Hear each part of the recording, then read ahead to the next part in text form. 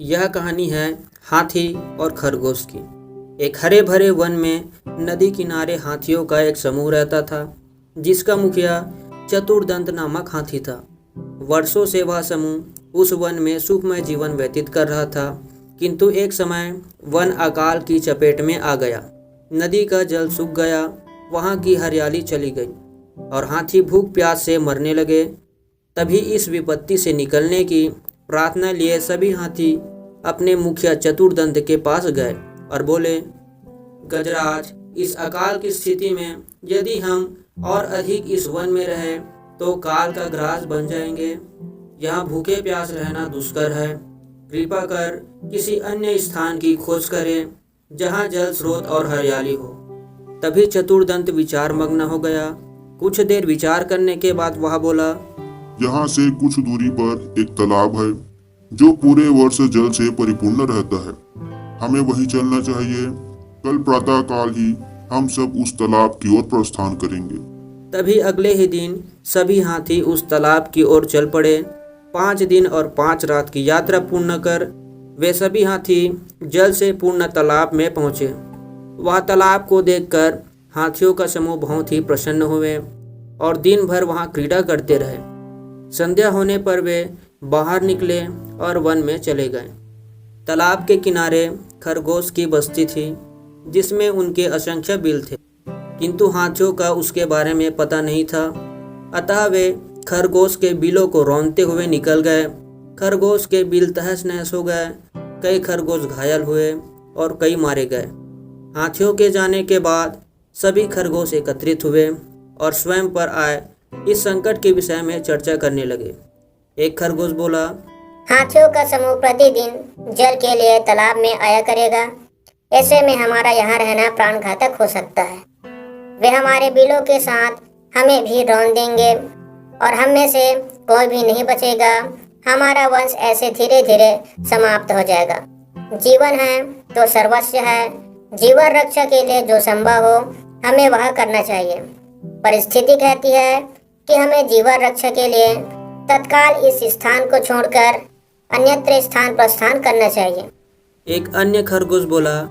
खरगोश अपनी भूमि छोड़कर अन्यत्र जाने के विचार से दुखी थे। उनका दुख देख लंबकर्ण नामक खरगोश आगे आया और बोला, हम वर्षों से इस भूमि पर निवास कर रहे हैं। हम अपनी भूमि क्यों छोड़े? इस भूमि पर हमारा अधिकार है। हमें हाथियों से बात कर उन्हें यहाँ आने से रोकना चाहिए। तभी बाकी खरगोश बोलते हैं, उनसे कौन बात करेगा, कौन उन्हें समझाएगा। तभी लंबकर्ण खरगोश बोलता है, मैं उनसे बात करूंगा और यहाँ आने से मना करूंगा। खरगोशों का समूह बोलता है, किंतु क्या वे तुम्हारी बात मानेंगे? तभी लंबकर्ण बोलता है, अवश्य मानेंगे। मेरे पास एक युक्ति है। मैं उनसे कहूंगा कि ये तालाब चंद्रमा में बैठे खरगोश का है और उसने आप लोगों को यहाँ आने से मना किया है। संभवतः वे मेरी बात मान जाए। तभी अगले दिन लंबकर्ण हाथियों के मुखिया से मिलने तालाब के मार्ग पर स्थित एक ऊंचे टीले पर बैठ गया। जब हाथियों का समूह वहां से गुजरा तो वह हाथियों के मुखिया चतुर्दंत से बोला, गजराज, क्या आपको ज्ञात नहीं यह तालाब चांद में रहने वाले खरगोश का है। आपको बिना उसकी अनुमति के इस तालाब के जल का उपयोग नहीं करना चाहिए। तभी चतुर्दंत नामक हाथी बोला, तुम कौन हो? तभी खरगोश बोलता है, मैं चांद में रहने वाले खरगोश का संदेशवाहक हूँ। उसने मुझे अपने संदेश के साथ आपसे मिलने भेजा है। चतुर्दंत हाथी ने पूछा, संदेश क्या है? संदेश है कि इस पवित्र तालाब में चंद्रदेव का वास है, इसलिए तुम लोग इस जल का उपयोग नहीं कर सकते। तभी हाथी बोला, मैं कैसे मान लूं कि यह तालाब चंद्रदेव का है? जब तुम मुझे तालाब में चंद्रदेव के दर्शन कराओगे तभी मैं यह बात मानूंगा और अपने दल को यहाँ आने से रोकूंगा। तभी खरगोश बोला, चलो मेरे साथ और स्वयं देख लो। यह कहकर हाथी को अपने साथ ले गया।